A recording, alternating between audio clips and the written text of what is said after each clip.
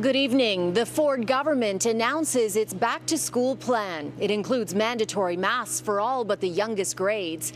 Urban high school students will only go to class 50% of the time, and no enforced physical distancing.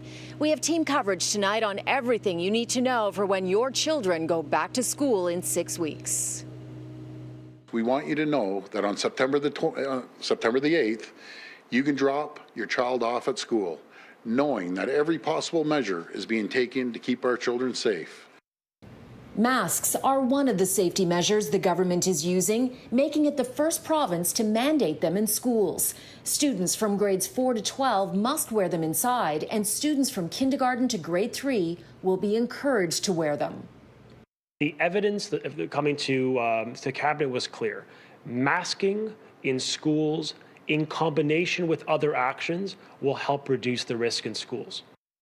Elementary school children will have regular classes 5 days a week. Their entire class, which will not be reduced in size, will be their cohort.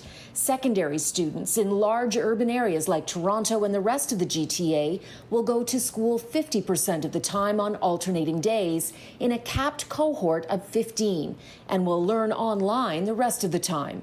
Students can opt to stay home. Teachers will be required to live stream classes.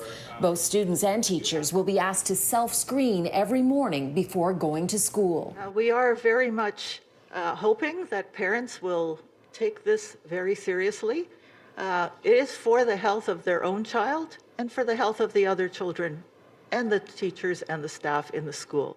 The government is promising $309 million in new spending that will go to extra teachers, cleaning, and public health nurses. This week, CUPE estimated just under $500 million would be required for cleaning alone.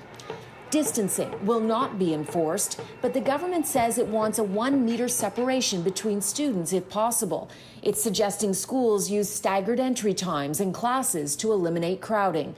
The opposition is slamming the plan.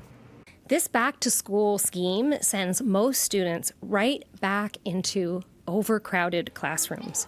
For months and months, we've been hearing stories about math classes with more than 40 kids, classrooms where there aren't always enough chairs for every child, and that's what we're sending our children back to.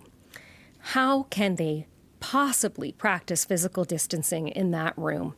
And in the meantime, thousands of our high school students will be at home half the time. It is clear that the Ford government has put together the lowest cost bargain basement scheme that they could come up with. Again, parents can opt to keep their children home if they are uneasy with these changes to school, which is going to look very different come September.